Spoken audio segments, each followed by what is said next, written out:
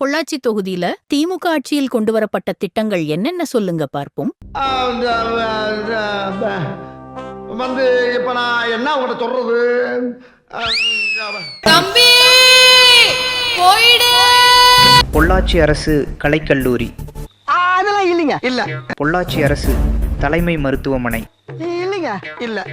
பணிக்கம்பட்டி அடுக்குமாடி குடியிருப்பு, இல்லைங்க. இல்ல. பொள்ளாச்சி ஒருங்கிணைந்த நீதிமன்ற வளாகம், இல்லைங்க. இல்ல. பொள்ளாச்சி கோவை 4 வழி சாலை, இல்லைங்க. இல்ல. பொள்ளாச்சி நகர முக்கிய சாலைகள் விரிவாக்கம், இல்லைங்க. இல்ல. ரயில்வே மேம்பாலங்கள், இல்லைங்க. இல்ல. வட்டாட்சியர் அலுவலகம், நகராட்சி அலுவலகம், பொள்ளாச்சி வடக்கு ஒன்றிய அலுவலகம். இல்லைங்க. இல்லையா?